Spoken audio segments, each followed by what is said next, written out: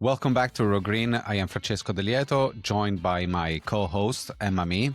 Emma, what's coming up today? Morning, Francesco.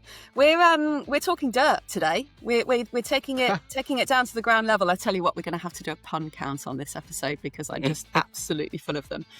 You and I like to get stuck into all of the real technical, high-tech, fancy pants kind of technology a lot of the time. And there's a bit of that in this episode, but we are bringing it back to basics with soil, particularly around the sort of agriculture and food production side of things, because this is so key. So yeah, I'm looking forward to getting stuck into some of the details on that. Yes. So today we're digging quite literally into the health of our soil. You've probably heard the claim that we only have around 40 harvests left before our soil can no longer sustain current levels of production. It does sound dramatic, but how much truth is there behind it? To help us separate myth from reality, we're joined by Andrej Porovic, co-founder and business development director at PES Technologies. PES has developed a rapid soil testing device that essentially smells the soil, giving farmer a clear window into the soil health in minutes, not weeks. Andrej, welcome and great to have you with us. A pleasure to be with yourselves, Francesco and Emma. Thank you for having me this Friday morning. And it's great to see you again, Andrej. You are one of our portfolio companies at Green Angel Ventures, so we have chatted before. And look, we've all heard this. I remember being involved with the National Trust 8 years ago or so, that they were talking about having 40 harvests left in a lot of the agricultural production in the UK. That sounds pretty, apocalyptic, doesn't it, really, if we can't produce our own food? So how close are we to that reality, and what can you tell us about soil today? So it's interesting, Emma. When me and my co-founder, Dr. Jim Bailey, started the company back in 2017, that was definitely de rigueur. People talk about there's only 50 harvests left. It was, in fact, something that we used a lot in our initial pitch documents and when we talked about the problem. Over the years, we've started to move away from having that in there because, well, for a few reasons. It felt quite apocalyptic, but also it was one of those claims that could be quite easily not necessarily attacked, but argued against. And it was felt that it wasn't... it's not that it was debunked, but it would almost get in the way of the message. It was felt that it was too, for at least on our end, it was too dramatic, and it's something that we haven't used quite a lot in recent years. In fact, where we've moved away from it is in our documents now. We show that a picture of the globe, of the world, and we show where all the soil is degraded, because about 60% of the world's soil is degraded or heavily degraded, and therefore that is what they're kind of implying, that actually soil that is degraded is not something that can really be used, and so if you look at it, only what's left if we deplete that. But I think that it was always one of those things where there were only 40 years if we continue doing what we're doing, which is exactly where companies such as us and the whole regenerative farming movement and sustainable farming came in, which is, well, there would only be 40 years if we kept farming it as exploitatively as we had in the past.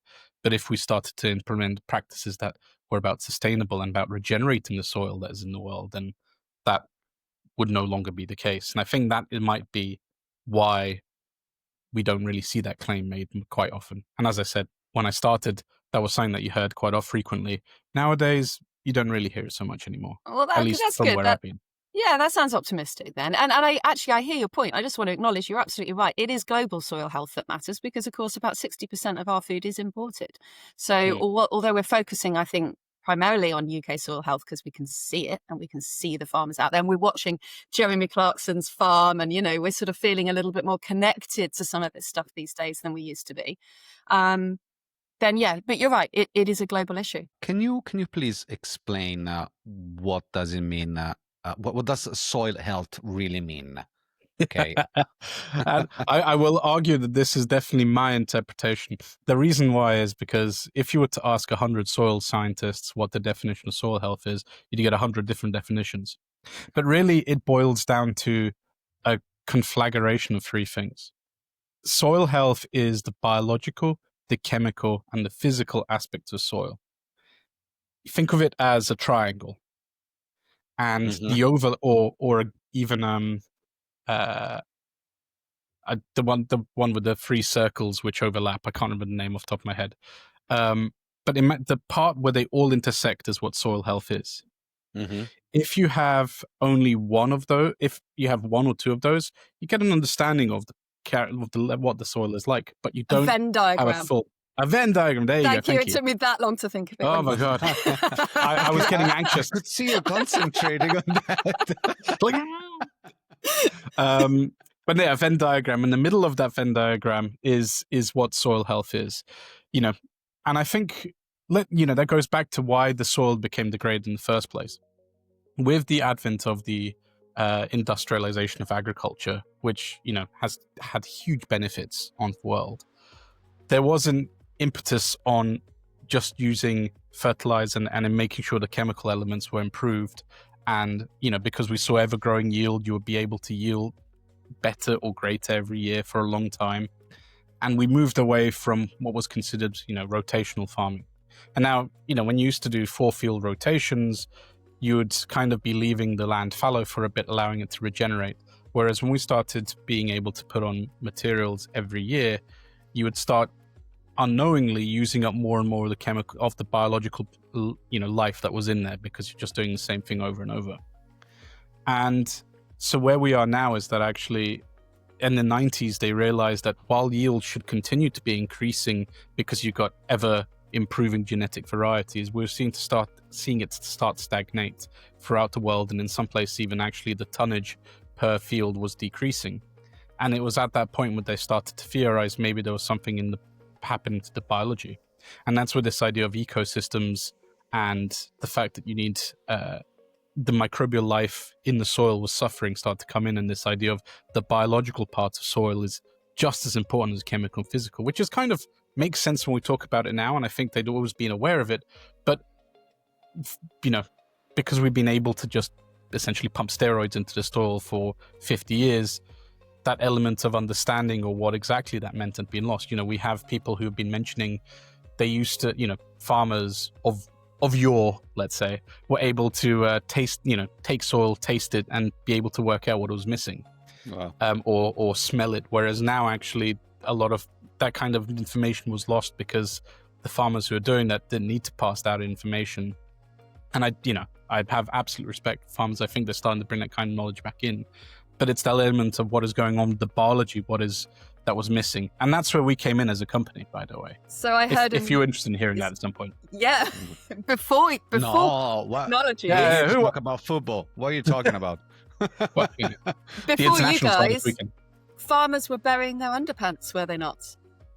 I mean, it's still a good test. I mean, in the sense that when you put in cotton underpants, you come back a number of weeks or months later, and you can tell how microbially active your soil is based on how degraded those pants are. If you come back and your pants are still intact and you can put them on, probably not much happening there, and you should have a word of yourself. But if you come Francesca, back and we're staying on the high tech solutions to climate change right now. I think it's important. If you come back and your pants are pretty much degraded and now resemble more G-string than Y-fronts, then that means that you've got a really healthy soil. What about it's good, pants? But the main issue is that one in cast iron. That's a whole different story. But the main issue of that is, yes, it's great. It tells you it's healthy, but it doesn't. It takes weeks or months for that to happen. Yeah. So it's not really useful for being able to make decisions in the here and now about what to do on farm as far as the biological life is concerned. Yeah. Well, also that diversity, of terroir, soil, cultures, the weather that is changing. Those are all the volume of metrics that it is involved in farming today. I've seen, obviously, Clarkson Farm, and I've seen the costs that are around farming today, and also the risks that are absolutely mind-blowing. But my curiosity is regarding, you said we have started 50 years ago to understand better how to see the soil or analyze the soil. What is the current state of the soil health in the UK, or if you have also metrics across other geographies? That's a good question, and I don't have anything to hand to specifically say. What I can say is that when it comes to these biological parameters about soil, the understanding of that is relatively nascent. And I mean, things such as, what does respiration mean as far as soil is concerned? What does microbial biomass, what does fungal bacterial ratio mean? How do you impact those in your soil? And when you get those results and you have one field that is low in, let's say, microbial in fungal bacterial ratio, you have one that's skewed and one that's balanced, what does that mean as far as productivity on land is concerned? And I think we do need to understand this point, that soil health is important, but at the end of the day, on farm, the key thing is productivity, because these farms aren't lifestyle, they're businesses, and you need to make sure they're as productive as possible. And so there's a need to understand, okay, from the point of view of these biological elements, the ones that we've been looking to understand more in the last 50 years. And really it's about, understanding the same way understand the chemical and physical aspects. It's understanding, okay, what is the impact on the economic productivity on the farm? And that doesn't just mean necessarily yield improvement. Often actually improving soil health is better for yield consistency, because soil that is in better health is less prone to flooding, less prone to drought, less prone to climatic extremes of the kinds that we've seen increasingly here in the UK. And the healthier the soil is, the more water that is retained in the soil, and so it's better able to grow in more diverse environmental conditions, which is what makes it so important. But that's one of the aspects, and there's still, it feels like there's still so much to learn about the biological part. And I think, and this is where we came in as a company, no need to, sorry for plugging ourselves. No, we want to get into the it. mission statement. But the mission statement we came to solve was, there are no good quality, affordable tests for the biological part of soil health. Okay. You have a lot of good quality, affordable tests from the chemical part. You have a number of well understood, really quite affordable tests for the physical part. But on the biological part, going to the very extremes, you had the Underpants test, which is obviously very affordable, but it takes a huge amount of time, and not really sure what it means apart from, you now have different type of underwear. I mean, that's being incredibly flippant. There are things you can learn, but you then have tests such as the respiration test, the Solvita CO2 burst test, which is decently affordable, but it's only one measure of the biological health of soil, an important one, but just one. And you also have genetic testing, so DNA testing, which can be very, very useful, but it's also typically very expensive and a bit like looking for a needle in a haystack if you don't know what you're looking for. So that's the mission statement we came to solve, making sure that we could provide good quality, affordable testing biology part. And why was it important? Because it's a bit of a chicken and egg. If the data to understand what soil biology means and how it interacts with the soil and what it does is too unaffordable, then people aren't going to be able to test on it en masse and make the learnings they need. But because they haven't made the learnings they need, they don't necessarily understand what to do with that information.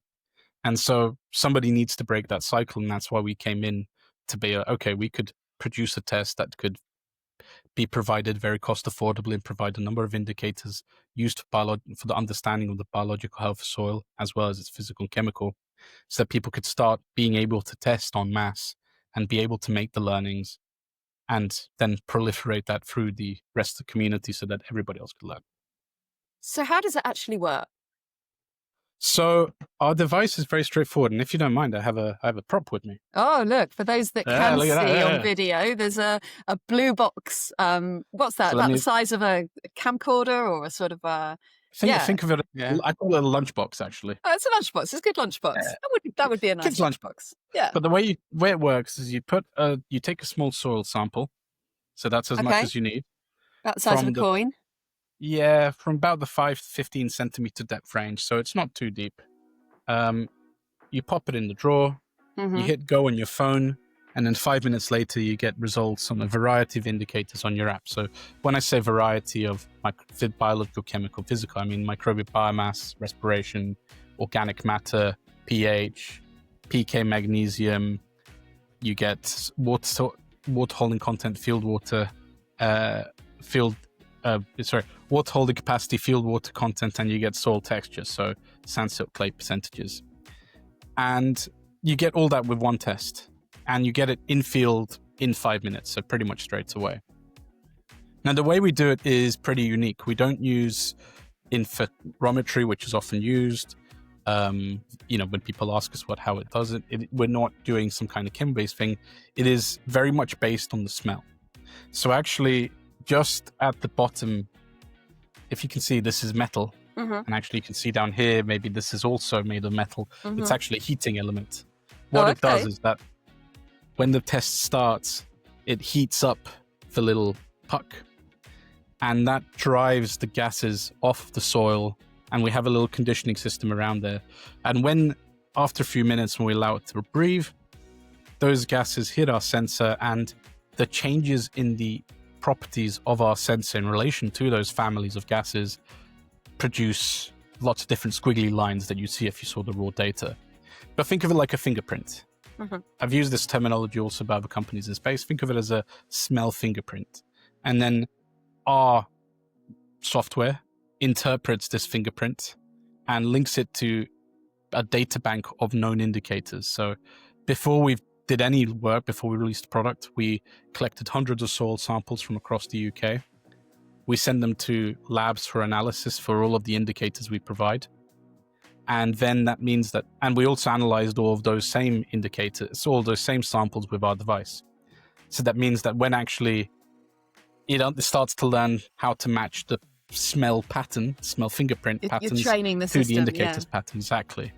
So that when it comes into the field, it can say, aha, okay, well, I see the similarities between how these squiggly lines change based on what I've seen previously. So I interpret that then microbial biomass will be X, that organic matter will be Y, that P will be Z, etc., etc. Andrei, how does PES tech compare to conventional methodologies like laboratory tests or other way to measure the soil health? Is it more accurate? Obviously, it's quicker. This is clear, and I assume also less expensive than others. But what about accuracy? So the key watchword for us in accuracy has always been to be as accurate as the labs. I think it is because we're sending it to labs and training it on the data from the labs. I think it'll be very difficult for us to be more accurate than the labs for those indicators because they're the training we get them on. But our aim is to be as accurate as they are, or at least to meet the thresholds of accuracy required for market adoption. So, and the reason why I say this is we tend to think of labs, when we send a sample off to the lab, it gives you one result, and that is absolutely right. But there's always a little bit of variance.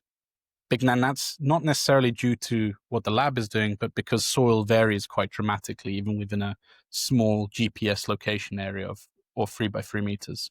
Yeah, can I imagine? And so as long as we have, or as small a variation in the accuracy as the labs do, then we're very happy with how accurate we are. And yes, then our biggest differentiators are the ability to give results in field straight away. We can talk about why we think that's really important, because for me, that's really where we start to see the revolution in farm management decision making. Well, I was going to ask, what do farmers or all those consultants in the field say about using this? What's beneficial to them? So a lot of the farmers and predominantly actually our customers and our key users are less so farmers and more agronomists, or the people who are advising farmers on what to do with the land. The reason why is because we don't provide advice, we provide pure data points. And the idea is then to allow agronomists or decision makers to go, okay, based on this information, based on the yield data that I have historically, based on what the weather is, I think we should be doing X, Y, Z.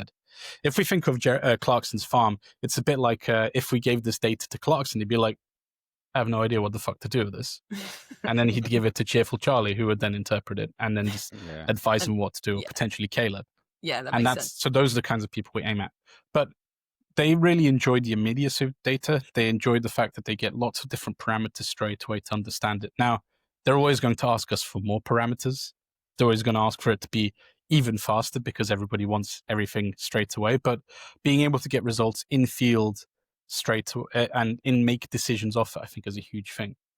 As an example, one of our partners who we'd worked in development, they said a couple of years ago, they sent samples off to the lab for analysis for nitrogen.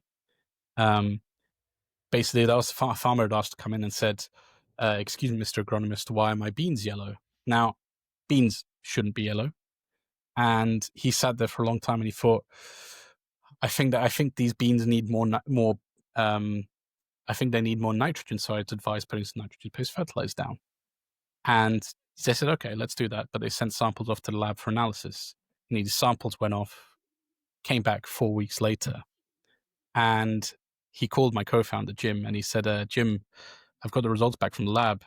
I don't want to open the envelope because I don't want to find out whether I was right or wrong. Because if I was wrong, I've just cost this farmer a lot of money to do something he didn't need to do. So having that kind of those results in field straight away means that you take the guesswork out of that. You go, okay, my field is needing some nitrogen. My field is needing some phosphorus, potassium. I need to improve the microbial biomass, or I need to be, actually the water content is too high. I should avoid putting some water on it now.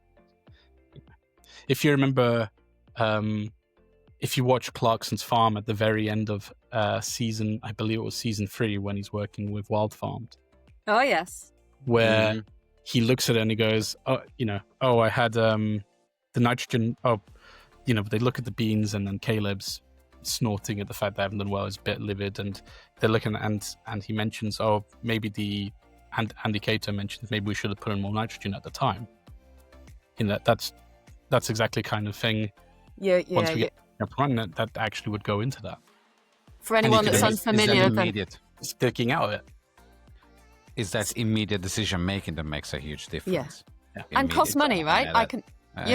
That's the price of a harvest, basically, if it's ruined or not. Yeah. Exactly. Yeah. Massive. And we tend to think of farming as being, and I've heard this plenty of times. Oh well, why do I need to make decisions on the spot? Farming, changing soil is very slow. It's like, yeah, fine, I can get that point. But let's say you have a weather front coming in, and you need to make a decision right now, or the agronomist is here in the field, he's not going to be here in 2 weeks' time. What do? You want to be making a decision here and now, not kind of getting the date. And besides that, if you get results 2 weeks later, you're not making a decision based off of that and what to do now. You're trying to learn what happened next time. And in my opinion, and this is very much my opinion, I think that's why we haven't seen as rapid a take-up and as rigorous history of testing in the UK, because a lot of this is for box ticking rather than necessarily for actually providing meaningful advice and information to farmers when they come to do their farming. That was one of my questions, actually, Andre, how receptive farmers are in adopting new techs in general, in your case, soil testing tools. There is still a lot of skepticism to overcome. Yeah. I mean, I tend to think of it as you have the distribution of users in terms of adoption. You have the early adopters, you have the people who sort of like are willing to, you have the very early adopters, you have then the early adopters, the people a lot of on the fence, people sitting in the middle.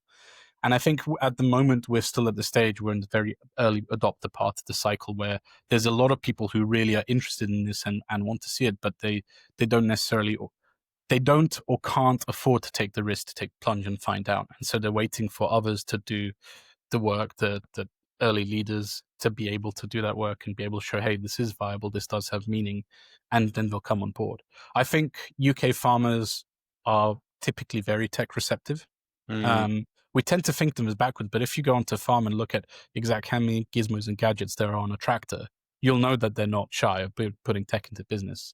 I think, however, there is an element of when it comes to these kinds of things, I think that they've been burned a lot by people who have sold them things that weren't quite what they said they were going to be, or weren't made specifically there big. And I think part of the reason is that a lot of the innovation sometimes doesn't come from within agriculture.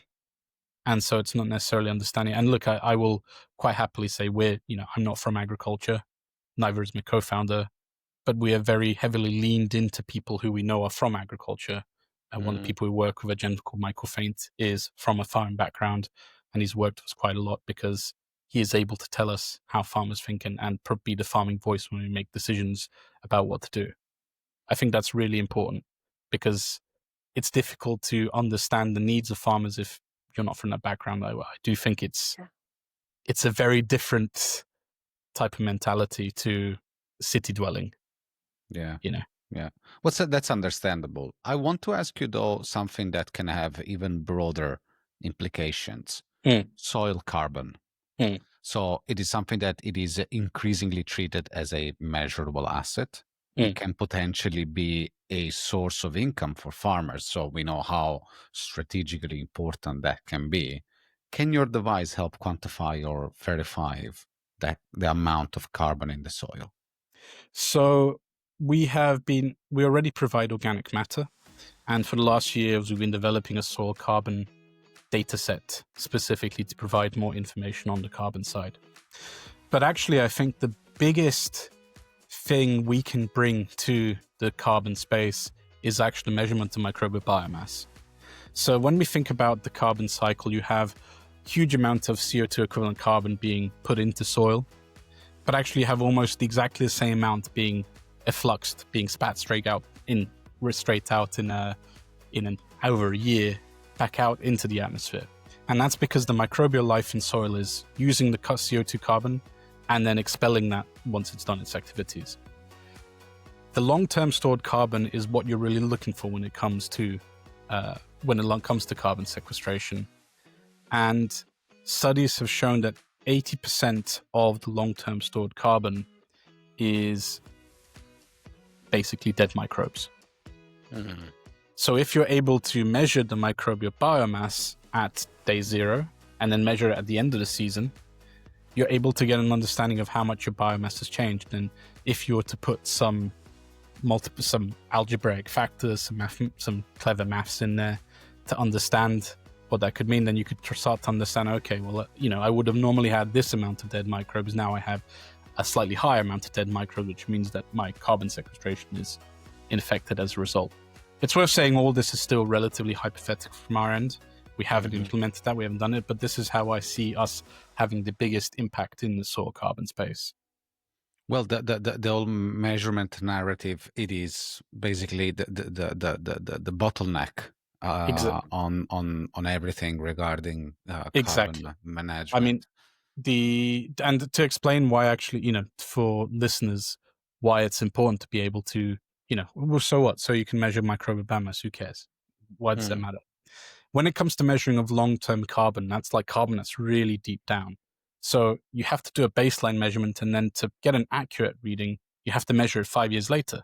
Yes. So actually, if you're doing a program, you kind of need to be hoping that you're on the way to, or you need to find a way to ensure in 5 years' time that you're going to do it. So firstly, you have a really long investment period because you've got to put a lot of money in to do the baselining in the first place.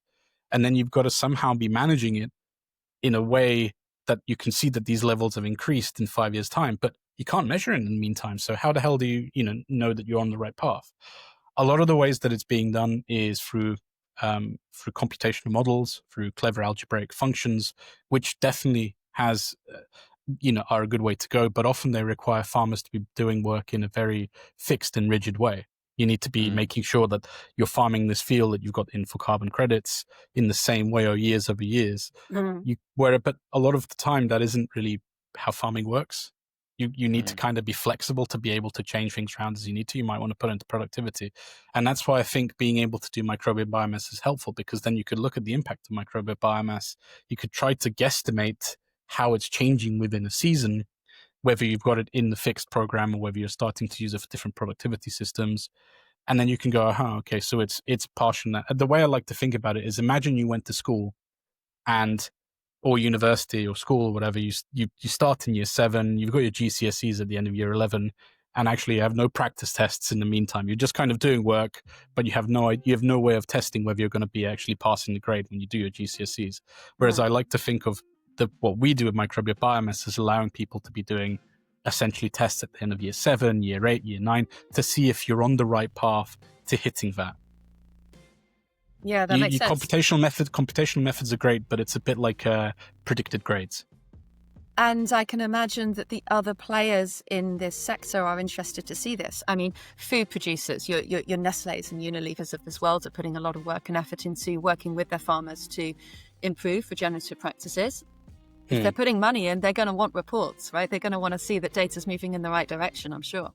They absolutely will. And I think that it's one of those that can be quite tricky, because you want to making sure that you're moving in the right direction, but also you want to be making sure that you're making it as pain-free and as easy as possible, and as easy for the market to swallow as possible. And so that's, I think, where a lot of this greenwashing has come in, where people have been doing things for the sake of making sure that it appears to be correct rather than actually being the right thing to do. And I don't think that is a little bit harsh, potentially. I think a lot of the time when I speak to a lot of these organizations, they're also well-intentioned, but they're going by the best what science has to offer. And again, I go back to this element of what I mentioned at the beginning, when it comes to soil biology, which is really, in my opinion, the best way to understand if you're making regenerative sustainable practices. There hasn't been access to a mass testing of biology because of the fact that there has been no way of doing it affordably. And so that's why I think our device, our product of selling tests that provide information biology at an affordable price point is so important. I'm curious to pick your brain on something, Andrei. How do you view the current measurement frameworks from organizations like IPCC or DEFRA? Are they detailed enough to capture what's really happening at farm level? So it's rather than talking IPCC and DEFRA, I will talk about something that's very new, which is that the EU's Soil Health Monitoring Directive, or Soil Monitoring Directive, which was it was announced a couple of days last week that the Council of Europe had adopted the framework for this, and it needs to go to European Parliament votes. After which, member states will have 3 years within which to implement. Adopt, Well, not to adopt, but to actually implement ways of monitoring the soil. When we looked through what they had, when it came to the chemical and physical aspects of the soil, it was actually very clear what they need to be doing. But when it came to the biology, it was kind of going, it's kind of like, well, we don't know, use your best guess. And that's really what a lot of these sort of things are. There's a lot of political will to do something, because doing something is better than nothing always. But there's not a huge understanding of, okay, how do we actually get farmers to look at the biological part of soil? How do we monitor that in a way that is effective and tangible and measurable? So to answer your question, when I look at IPCC and DEFRA, they're very good on the chemical and physical aspects, because those are the parts of soil science we understand very, very well and can measure very well. But on the biological part, it's a little bit still airy-fairy. And I think, again, what's interesting about the directive is, they leave it to each individual member state to implement it to their own accord. And I think that's going to be interesting, because you potentially have, 27 odd member states who have 27 different monitoring regimes for soil, so that's going to be interesting in seeing how they then are able to collaborate and compare notes across borders. So I was going to ask that. Do they communicate? Do people share soil there will be I think a need to communicate and compare it, but again, I'm at the moment curious about how that's going to happen, simply because if member states are free to implement it as they see best, you're going to have, I think, a wide variety in how they have different implications. And my worry is that with these things, that ends up being a bit of a race to the bottom, because the problem is when you allow people to do everything, you end up going to the common denominators, and the common denominators typically are the lowest hanging fruit, which isn't necessarily the things that are best to monitor or measure or used as yardsticks. So is PES Technologies going to be going Europe-wide soon? Is this an opportunity for you to start giving them a tool where they can all talk the same language to each other?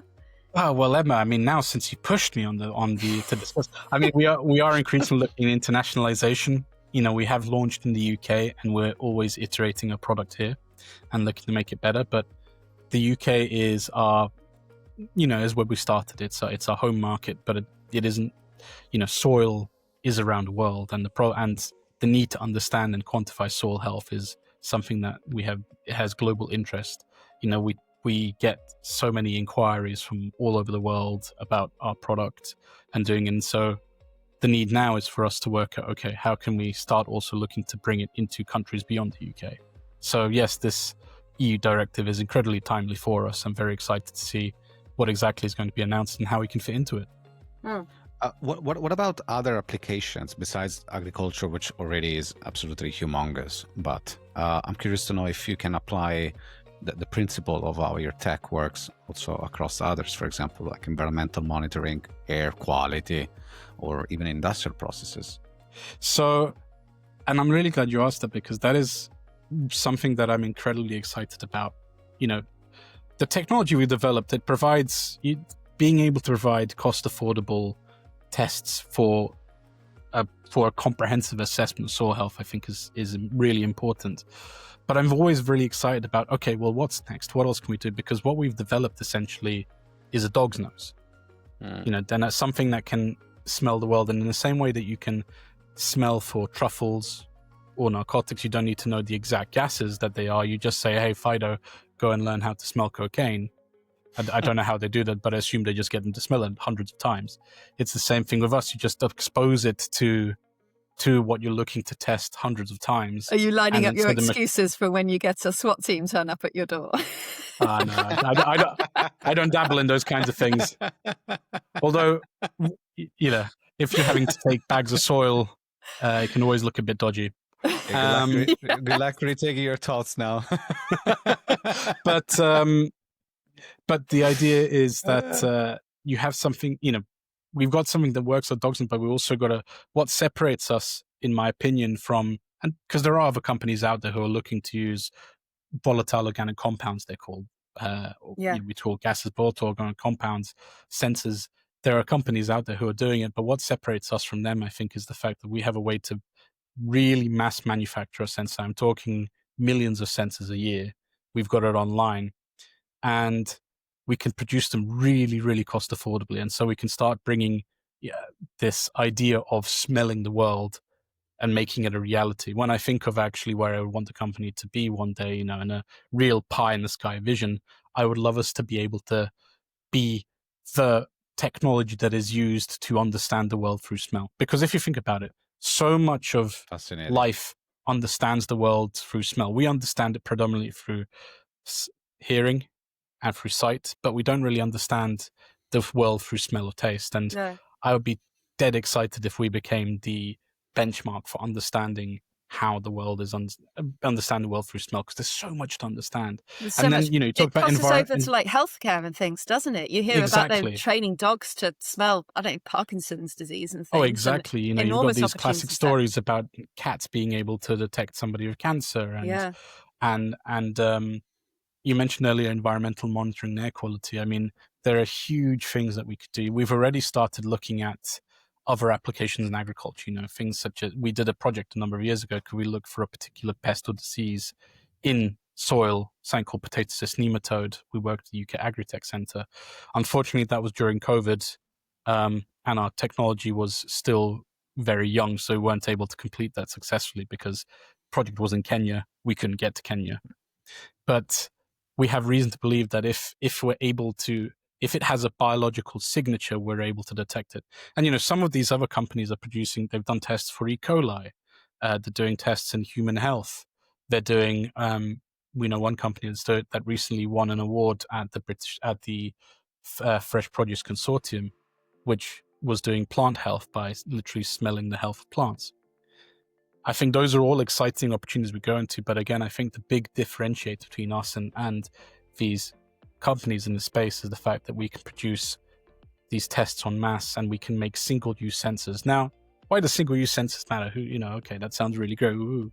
But if we think about it, if you have to use a sensor continuously, so you put it in there and use it, it kind of sits there passively for a month or a year. The problem is that there are certain chemical that will bind irreversibly to these sensors. So kind of once you smelt it once, you never smell it again. It's a bit like, if you go into your local Indian and you smell the warm wafting aromas of curry, smell a nice bolti or a nice korma.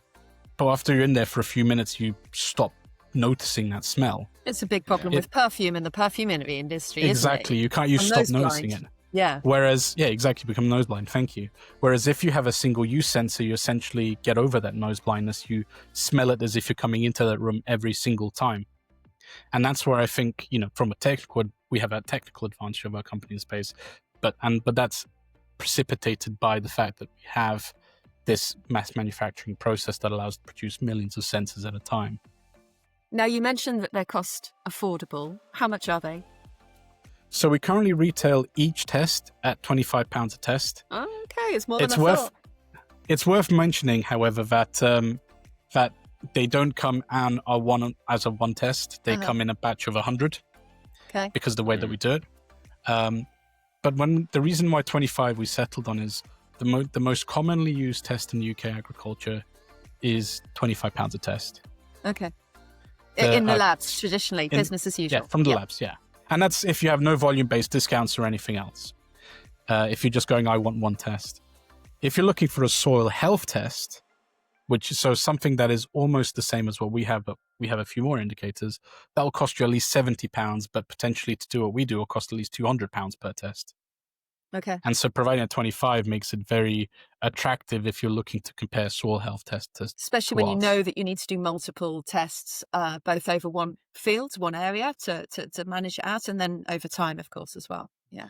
And, we are looking at ways of how we can further reduce this cost. My personal driving ambition is I would love it to get to a point where actually you don't have to worry about the cost of testing. If we're able to implement something like a subscription model where you pay a certain fee a month or a quarter a year, but you can test as much as you like, I would love to be able to get to that point at some point. Yeah. And for that, we need more sales data to be able to work out what would be the right price point. But that is something that I would love to work towards, because we talked, price has been a barrier to mass testing, mass adoption. And I would love to get away from this idea of, I've done a test and it cost me £25, to just going, you know what? I'm really curious about why that looks a bit weird. Let me go test it. And actually, I just want to carry out a few tests. I don't even know if I'm going to get anything useful out of it. I just want to find out, to just see. And I would love to be able to support that kind of work, because I think when you can test, when you can learn stuff without fear of failure, is when you really make most learnings. That's very interesting. And you have what is, in my opinion, besides the cost effectiveness, the timings, the immediateness of the answer, that it is fantastic. Just that, plus all the integration. It is the way I see it. It is a wonderful way to start the journey of soil measurement for farmers that currently are not doing it. It is easy to use. It is light. It is cost effective. It is immediate. So you put all these things together, it can be a vehicle to bring more data across agriculture. Thank you, Andrei. This was extremely interesting. Your tech and the work that you guys are doing at PES, very, very interesting. Thank you for being on Raw Green, and we'll catch up soon. Thanks to you too, Emma, for bringing them on. Thank you, Andrei. It's been an absolute pleasure. Thank you both, and hope you have a lovely weekend. You too. We will. Thanks for listening to this episode of Raw Green. If you made it this far, you probably enjoyed it. So don't forget to hit subscribe and follow our podcast. It's an awesome way to support our community. At Obi, we're all about research, life cycle assessment, and the green tech innovation. Stay in touch through our socials or visit our website. Links are ready for you in the description. Catch you in the next episode. Ciao.